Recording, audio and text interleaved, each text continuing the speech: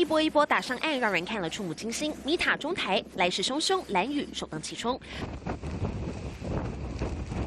就连绿岛一早也出现了风雨，风大到差点把人给吹倒，因为米塔中台步步紧逼。我们预计它未来将会沿着台湾的东部沿海，再通过东北部的近海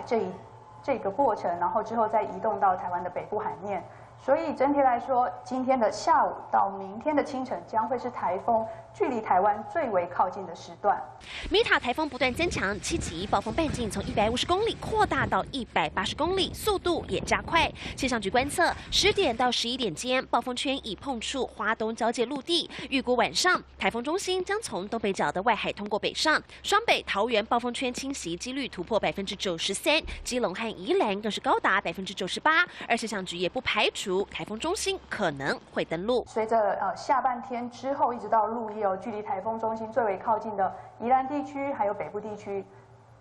风跟雨的状况，尤其是风力也会明显的增强。以雨势来说，大豪雨警戒范围包括了新北市、桃园市、宜兰县。到10月1号的清晨之前，平地和山区总雨量恐怕大约500到700毫米。另外，豪雨警戒范围包括基隆市、台北市、新竹县、苗栗县、台中市以及花莲县，总雨量恐怕达300到500毫米之多。而以最强风力预估来看，新北市和宜兰县恐怕都高达12级的强阵风，兰屿、绿岛和基隆市也有11级，台北市、桃园市最大阵风也有10级。今天到明天都是大潮的期间，中部、北部或者是东北部、东部这些地方会造成一些积水或淹水的现象。米塔台风路径可能会再往西偏，而中心点会不会登陆还需要观察，等到周二下半天才会远离台湾，请民众不能掉以轻心。记者陈雪白关联新闻小组台北报道。